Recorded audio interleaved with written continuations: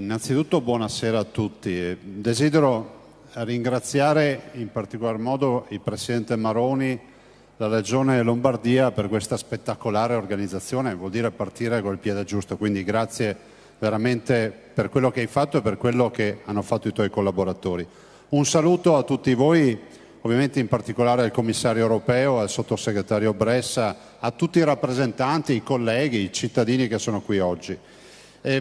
Noi ce lo siamo chiesti quando per la prima volta ci hanno parlato di questa operazione. Le devo dire che da un lato mutuo la piccolissima esperienza del fatto di essere presidente già di un'esperienza europea.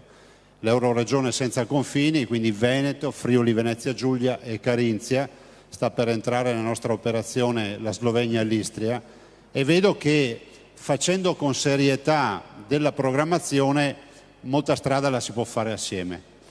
Dall'altro penso anche che i nostri 5 milioni di veneti, come diceva prima Rolandin, si aspettano anche i nostri cittadini, si aspettano delle risposte che siano all'insegna della concretezza. E quando tu hai una comunità che ha 600.000 partite IVA, che conosce la montagna, la conosce da vicino, lo diceva prima il sottosegretario Bressa che è cittadino delle Dolomiti, noi abbiamo un rapporto che è viscerale con la montagna. Amiamo dire, non c'è Ugo Rossi, quindi lo posso dire anche con un po' più di orgoglio, che quasi tutte le Dolomiti sono nostre, ma lo dico come battuta ovviamente.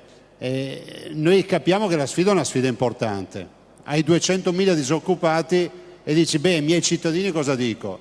Beh, diciamo che quella strategia che noi abbiamo sintetizzato come connettere le Alpi, progettare le Alpi e proteggere le Alpi va nella direzione comunque di portare dei grandi risultati. Ad esempio, per noi un grande obiettivo è quello di stimolare il mercato del lavoro.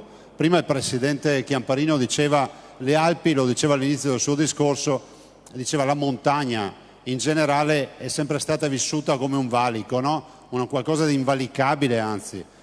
Oggi è momento di connessione, stiamo parlando di 48 regioni, 7 Stati membri, 70 milioni di abitanti, ma parliamo di metropoli, di centri di ricerca, di innovazione, insomma di tutto quello che rappresenta la montagna. Lo ricordava anche lei in uno dei suoi speech oggi. Per cui per noi stimolare il mercato del lavoro, qualificare e valorizzare il capitale umano, perché vivere in montagna non vuol dire aver persa la partita. Vivere in montagna non vuole dire è finita, devo farmi la valigia e devo trasferirmi dalla montagna. E quindi la riqualificazione del capitale umano e ovviamente favorire le piccole e medie imprese. Noi delle 600.000 partite IVA sappiamo con certezza che l'80% ha meno di 15 dipendenti e sappiamo che fare imprese in montagna è possibile. Potrei citare la nostra montagna per fare solo l'esempio, nella nostra montagna con il distretto dell'occhialeria si producono le marche d'occhiali più famose al mondo, cioè io penso che l'80-90% degli occhiali del mondo vengono prodotti nella montagna bellunese, nella montagna del Veneto. Quindi il trasferimento utilizzando la ricerca, l'innovazione del PMI e quindi il trasferimento delle buone pratiche, della ricerca e di tutto quello che è stato.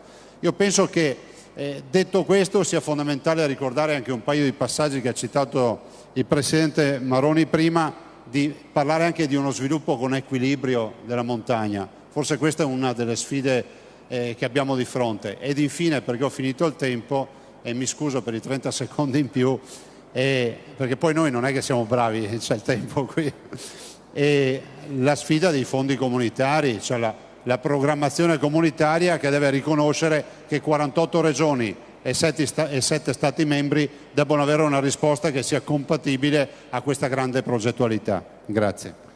Quanto è forte questa identificazione alpina rispetto alle altre identificazioni nelle vostre rispettive regioni? Basti pensare che la nostra capitale, che è Venezia, sorge sui tronchi della foresta del Cansiglio, quindi del legno che permette la vita a Venezia, lo permette proprio la montagna del Veneto, questa provincia che è Belluno, che è interamente montana. Quindi l'osmosi anche storicamente c'è, è evidente, non è una montagna che noi viviamo come una realtà quasi da oasi del WWF, ma una montagna viva che produce, che vive le difficoltà della montagna e le contraddizioni della montagna, ma sicuramente una montagna molto identitaria che ha lasciato questa identità anche all'intero Veneto.